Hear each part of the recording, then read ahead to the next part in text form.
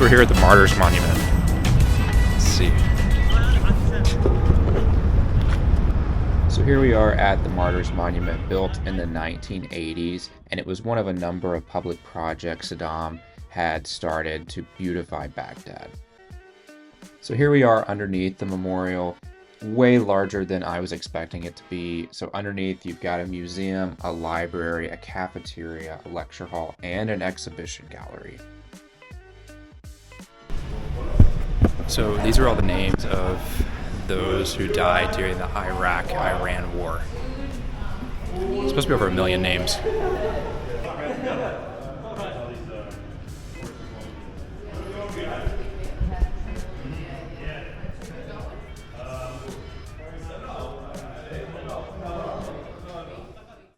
So here we are heading up to the top of the memorial, and one interesting thing about this site is that it was initially built to memorialize those who died during the Iraq-Iran war.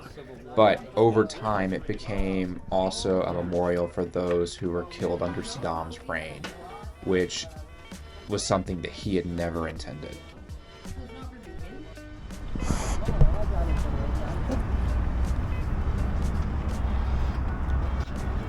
The monument was built in 1982.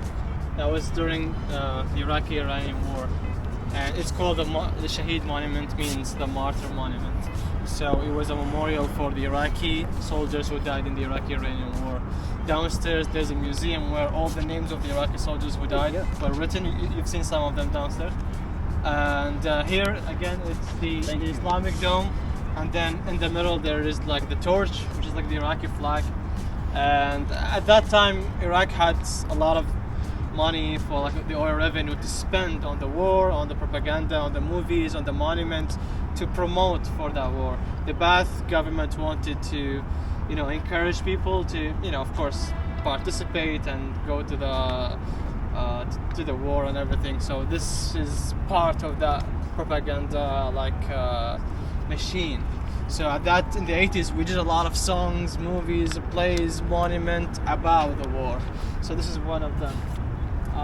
There's like a big fountain here, on that the circle, and there's some poetry about a lot of about Arabism, about the Arab nationality and everything. The writers are all high-ranked Baathists, and. Nowadays it's more like a Baghdadi Iraqi monument. It's not really associated with the war anymore. It's for the martyrs in general, like for the people who died in the ISIS war, for the people who died in different terrorist attacks here and there. And victims of Saddam's regime also. And victims of Saddam regimes too. It's kind of the opposite of what he wanted.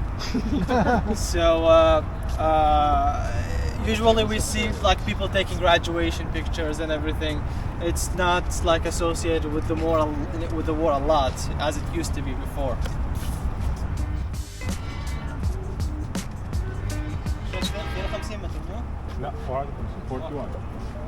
It's 51 meters.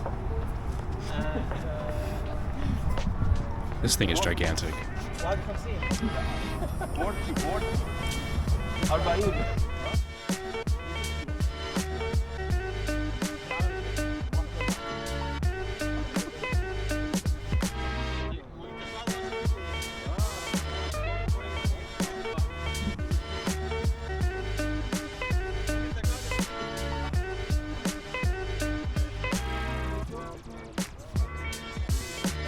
Massive this monument is.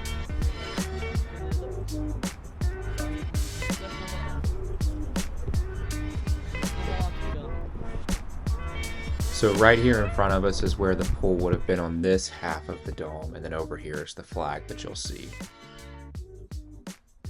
So this monument is 132 feet tall.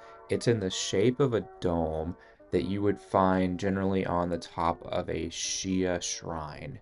And it's just been split in two here. There was also at one point a man-made lake that surrounded this entire monument. But as you'll see as we walk around, that lake doesn't exist right now.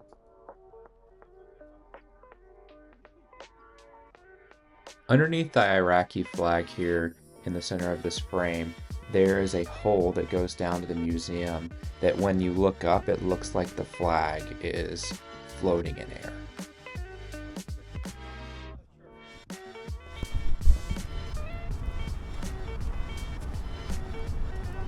This sun is blinding me. God.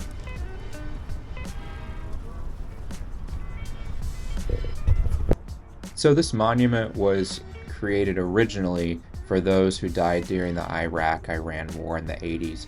And to give a little more context on that war, it lasted between 1980 and 1988 and was started with the invasion of Iran roughly a year after the Islamic Revolution had occurred that overthrew the Shah in Iran.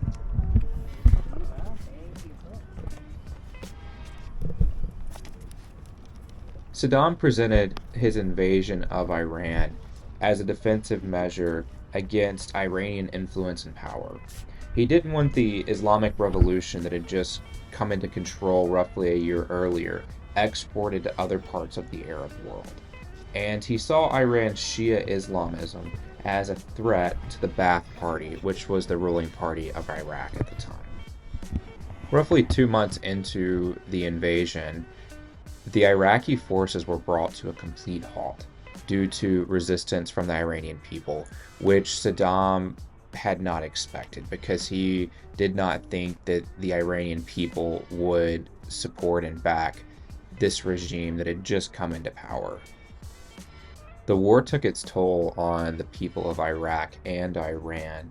Estimates put the total number of deaths of this war at between 1 and 2 million people.